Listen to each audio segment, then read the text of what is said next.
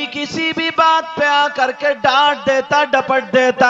अगर इमाम कोई उसे कुरान और हदीस के मुताबिक कोई बात बता दे और वो उसके खिलाफ हो, तो कहता मैं मानने का नहीं, इमाम की नहीं मानता, लोगों में उसको जलील करता। कुछ लोग ऐसे हैं जो अपने आप को 50,000 रुपए या 1 लाख कमाते हैं, चाहे वो सट्टे से हो या जुए से हो, काई से भी हो कमाते हैं, जमीन से या कोई और कारोबार है। तो फिर वो पढ़े लिखों को, मुदर्रिसीन को या इमामों को कमतर हकीर समझते हैं। अब जरा सुनो, नबी फरमाते हैं ला यस्तखिफ़ु बिहक़्क़िहिम इल्ला मुनाफ़िक़ुल बय्यिनुल निफ़ाक़। जो इनको कमतर समझता, उलमा को यानी हकीर समझता है, वो खुला हुआ मुनाफिक है। अब जरा कुरान की तरफ आओ। अल्लाह फरमाता इन्नल मुनाफिकीन फिद्दरकिल अस्फली मिनन नार। कुरान कहता है मुनाफिकीन जहन्नम के सबसे नीचे वाले तबके में रहेंगे। कौन से तबके में रहेंगे बोलो? सबसे नीचे वाले। और उस तबके का नाम हाविया है। क्या नाम है उस तबके का?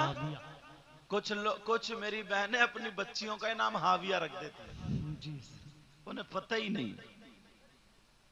अगर पढ़े तो मोबाइल से फुर्सत मिले जब।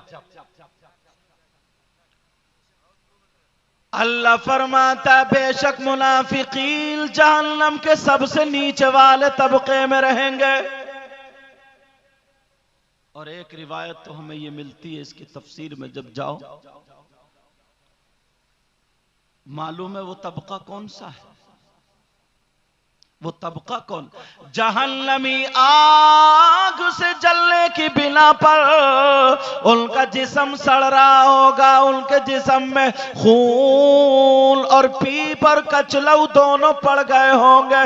जब वो बह बह के निकल रहा होगा तो जिस गड्ढे में जाकर के ये जमा होगा उस गड्ढे का नाम हाविया है। अल्लाह समझ।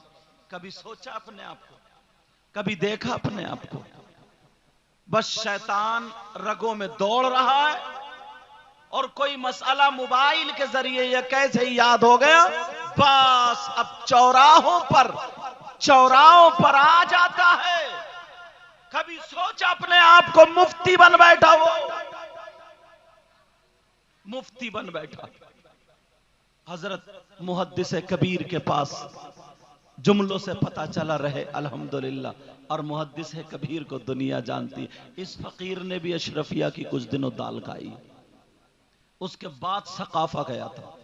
अल्लाह ताला हम सबको गुरूर, तकब्बुर जैसी बीमारी से महफूज व मामून फरमाए। आमीन आमीन अल्लाहुम्मा। चौराहों पर अब मुफ्ती बनने लगे। कोई पता ही नहीं, चौराहों पर बैठा नमाज पढ़ के तो आ गया, मगर गीबत करने लगा, चुगली करने लगा, पीठ पीछे बुराई करने लगा, जहां पर देखो इधर की उधर लगाने लगा।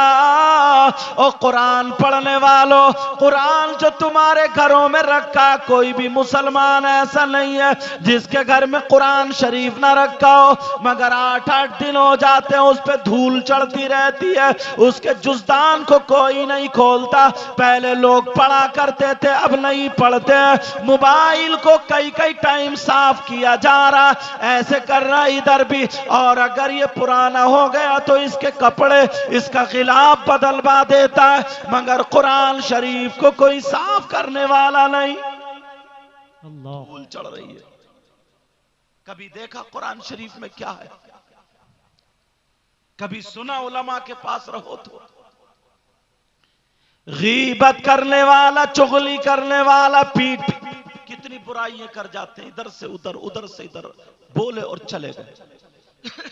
और ये तुम में नहीं, अब हमारी जमात में भी ये बात आ गई। अल्लाह हम सबकी हिफाजत फरमाए। आमीन अल्लाह। अब हमारे अंदर भी ये बात आ गई है, अल्लाह हम सबकी हिफाजत फरमाए। मगर कुरान की आयत सुनो, पूरी दुनिया गलत हो सकती है मगर अल्लाह का कलाम गलत नहीं हो सकता। अल्लाह फरमाता है वला यग़तब बादुकुम बादा अयुहिब्बु अहदुकुम अन याकुला लहमा अखीही मैतन फकरीतुमु मफहूमन। इसका तर्जमा कर रहा हूं, तवज्जो से सुनो। गीबत करने वाला, चुगली करने वाला, पीठ पीछे बुराई करने वाला ऐसा है जैसे मरे हुए भाई का गोश्त खाने वाला। अल्लाह अकबर, अल्लाह सोचा है? कुरान उठा के देख तो मोबाइल हाथ में रहता है।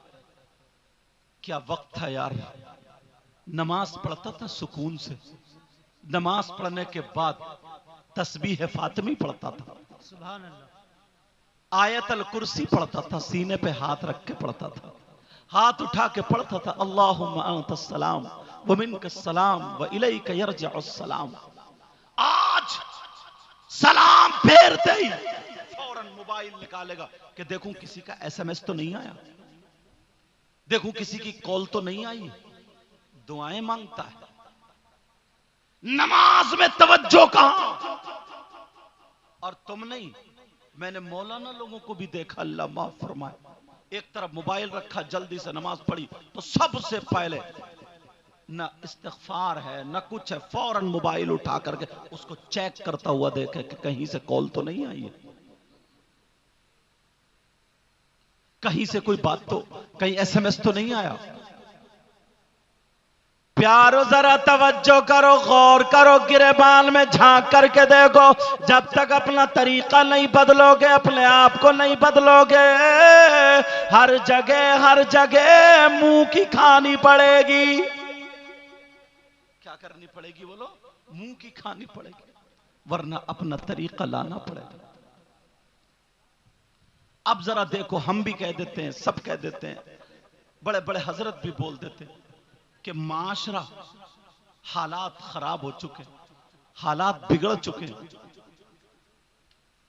मगर कहने से नहीं, करने से काम चलेगा। कहने से नहीं, आप भी बोलते हो, चौराहों पे भी लोग बोलते हैं, घर घर यही आवाज आ रही है, यार पहले का माहौल अच्छा था, अब का माहौल क्या हुआ? किसी ने पूछा क्या माहौल था, जरा बोलो तो बताओ तो। इतने में दो चार लड़कियां निकल गई, उनके कपड़े देखे तो कानों पे अच्छे लोगों ने हाथ रख लिए, उनके चलने का ढंग देखा, लोगों ने कानों पे हाथ रख लिए, उनके बोलने का अंदाज देखा, लोगों ने कानों पे हाथ रख लिए। और अगर किसी शादी में, किसी फंक्शन में देखा तो जरा ये देखो, जोहर का टाइम गुजर जाए, 50 औरतें हैं, एक भी वुजू नहीं बनाएगी, असर का टाइम गुजर जाए, एक भी वुजू नहीं बनाएगी। अरे औरतों को छोड़ो, मर्द कौन से वुजू बनाते हैं?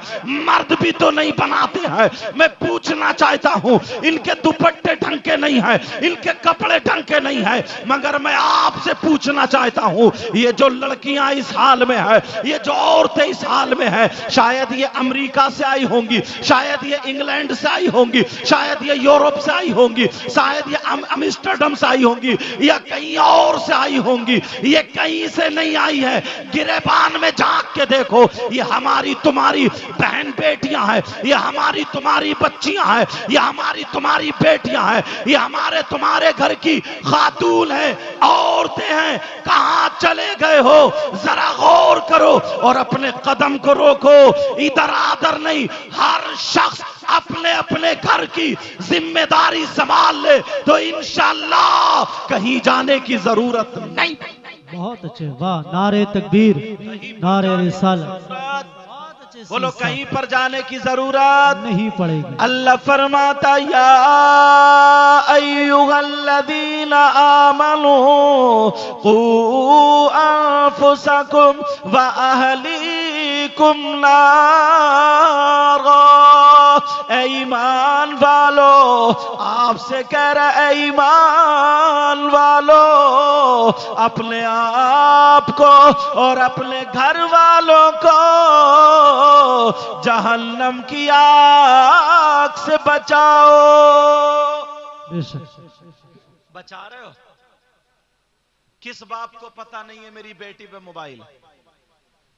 नहीं है पता ना बाप को, बाप काय के लिए बने हो? हर बाप को पता है मेरी बेटी पे मोबाइल है।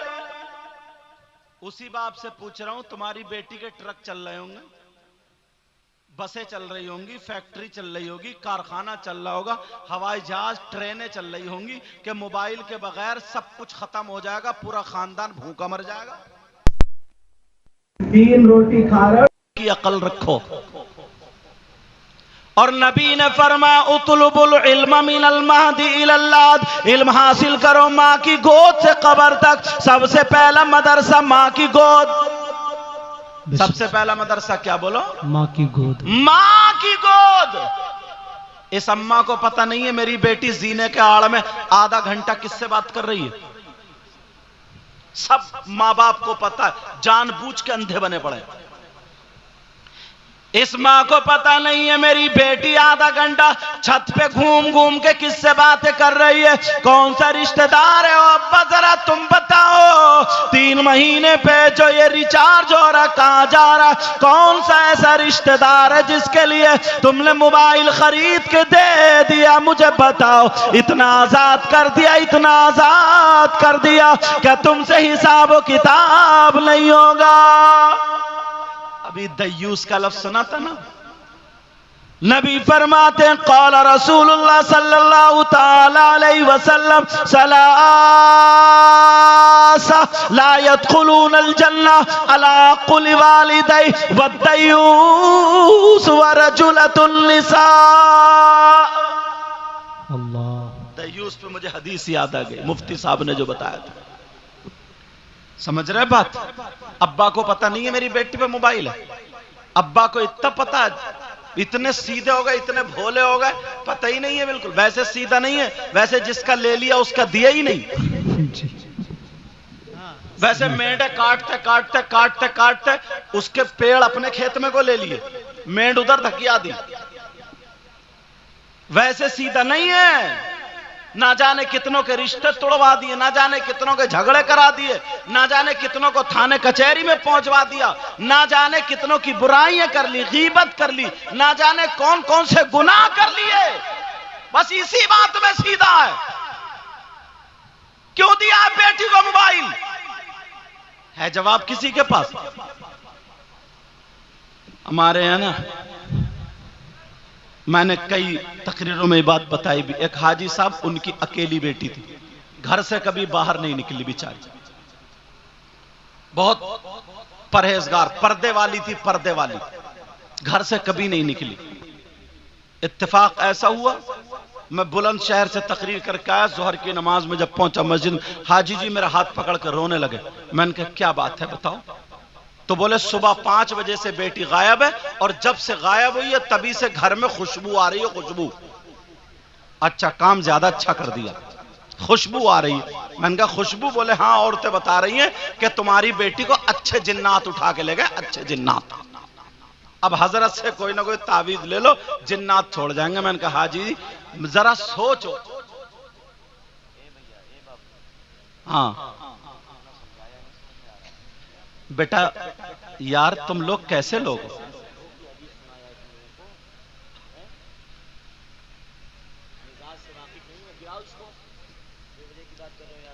अब मुझे लगता है इनको डंडा लेके समझाना पड़ेगा, मगर उस वक्त समझाना पड़ेगा जब ये मदरसे में आएंगे तब। एक मर्तबा कर दिया हमारे, एक मर्तबा अच्छे से हदीस भी हम मसल के आला हजरत वाले हैं, समझ में आ रही है? जो ताज शरिया का फतवा है, जो इनका फतवा है, उस पर हम, हाँ ठीक है, बढ़िया। अब जरा तवज्जो रखो मेरी तरफ गौर करो, बात निकल ना जाए, जरा इस तरह तवज्जो रखो, बात निकल ना जाए। कहां चल रही थी बात? और एक बात बताऊं, बाज तो ऐसी उल्टी सीधी बातें बना के डालता है। हाँ सर। हाँ तवज्जो रखो जरा मेरी तरफ। अब हाजी साहब बोले सुबह 5 बजे से गायब है, जब उसे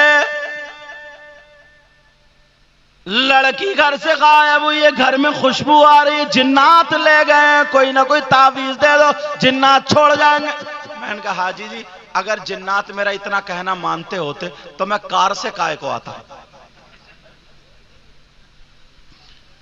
मैंने कहा कम से कम 3 रोटी खा रहे हो, 1.5 की अकल रखो। तुम कह रहे हो अच्छे जिन्नात, अगर अच्छे होते तो इतना घिनौना काम क्यों करते? तुम तो अक्लमंद हो, मगर उल्टा पढ़ा दिया जाता है। वो कहने लगे हजरत फिर क्या करूं? मैंने कहा ये बताओ तुम्हारी बेटी मज़ारों पे जाती थी? बोले नहीं। मैंने कहा बाजारों में? बोले नहीं। बोले मैंने कहा मार्केट में? बोले नहीं। बोले हजरत वो तो छत पे भी कभी नहीं चढ़ी, आप इतनी मर्तबा है, मेरी अकेली बेटी का आपने भी पल्लू नहीं देखा होगा। मैंने कहा हाँ बात तो ठीक है, मैं भी थोड़ी देर हैरत में पड़ गया, मगर मैंने कहा ये बताओ हाजी साहब तुम्हारी बेटी पे मोबाइल था या नहीं था? वो कहने लगे हजरत मोबाइल तो था, क्योंकि हाजी साहब सच बोलते थे। कहा मोबाइल तो था। तो मैंने कहा सुनो, मोबाइल था, चलो जोहर की नमाज में 5 या 4 मिनट रह गए, सुन्नतें पढ़ेंगे, उसके बाद नमाज अदा करेंगे, मैं दुआ करूंगा, आप भी दुआ करना, इंशाअल्लाह 1 हफ्ते में कुछ ना कुछ पता चल जाएगा, अल्लाह ताला जरूर तुम्हारे दिल को ठंडा करेगा।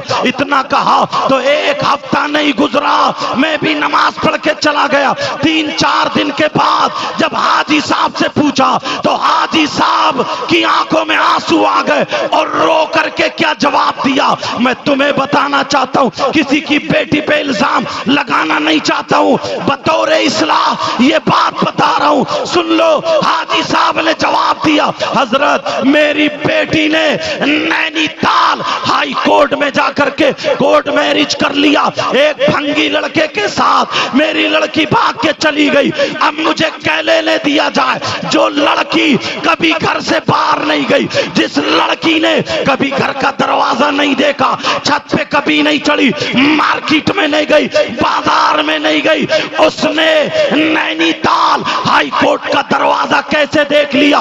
बताओ मुझे क्या लेने दिया जाए? ये इसी मोबाइल की देन है, ये इसी मोबाइल की देन है। अगर तुम्हें बचाना है अपनी बच्चियों के हाथ से मोबाइल ले लो, वरना तुम शादियों में देखो हमारी बच्चियों के खाने का ढंग फिल्मों जैसा, पहनने का ढंग फिल्मों जैसा, ओढ़ने का ढंग फिल्मों जैसा, उठने बैठने का ढंग फिल्मों जैसा, पूरी जिंदगी देख लो फिल्मों जैसी। जो लड़की कभी बस्ती से निकल के बाहर नहीं गई, उसके बाद बंबई का फैशन कहां से आया, गोवा का चालो चलन कहां से आया, मद्रास का कल्चर कहां से आया? बोलो, ये इसी मोबाइल की देन है। अगर सुधारना है तो बेटियों के हाथ से मोबाइल ले लो, और देना है तो इन्हें दीनी किताब और इस्लामी किताब। वाह वाह, नारे तकबीर, नारे रिसालत, मसलक आला हजरत फैजान मखदूम कायनात फलाह मिल्लत कॉन्फ्रेंस। कोई मौलाना करके तुम्हारी बेटी को दुपट्टा नहीं उड़ाएगा, कोई पीर आकर के आंचल नहीं उड़ा। और अल्लाह माफ फरमाए, बाज तो पीर ही ऐसा सबसे ज्यादा पिटाई इसी की होगी जी। हाँ, पांव फैलाए पड़ा ऐसे करके, और औरतें हाथ पांव दबा रही हैं और कह रही अब्बा हुजूर, अब्बा हुजूर, बना दिया जाएगा मार मार के इसका खजूर। जरा सोचने की बात है यार। अच्छा लोग, बात आई, बड़ी प्यारी बात आ रही है, हजरत ने कहा कही थी बड़ी प्यारी बात, जिसे देखो तो मसला के आला हजरत के खिलाफ। बताऊं उसकी थोड़ी सी वजह, अगर इजाजत। एक बात बताओ, कुछ लोग ढोल बजाने वाले थे, ये ग्रुप निकला ढोल बजाने वाले, जैसे मुहर्रम का महीना आया, इन्होंने पट्टी यहां पे हरी या काली बांधी, नमाज एक टाइम की नहीं पढ़ेंगे और बस ढोल पे डट जाएंगे बुरी तरीके से, इतना पीटेंगे ढोल को, इतना कह रहे हैं कि हम इमाम हुसैन की मोहब्बत में बजा रहे हैं। अब आला हजरत से किसी ने फतवा लिया तो आला हजरत ने उसको जायज लिखा ही नहीं। ढोल को, समझ रहे मेरी बात? ढोल को जो सही तरीका था हुसैन की मोहब्बत का, वो तरीका बयान कर दिया। समझ रहे मेरी बात? अब जितने ढोल बजाने वाले थे वो आला हजरत के खिलाफ, यार जरा सोचो तो, उसमें आला हजरत अब अपनी तबीयत चलाते। आला हजरत ने अपने बाप की बात नहीं, रसूल पाक की बात बताई। अब जितने ढुलक्कड़ थे वो सब के सब, जो ग्रुप था वो नाराज। कुछ एक ग्रुप ऐसा निकला जो नमाज नहीं पढ़ता था और ये कहता था बस पीर मुरीद बन जाओ, हाथ में हाथ दे दो और जन्नत तुम्हारे अब्बा की, जन्नत तुम। अब फतवा लिया गया तो आला हजरत ने फिर वही शरीयत का जो पैगाम था वो सुना दिया कि ऐसे पीर से बैत जायज नहीं, उसका मुरीद होना जायज नहीं।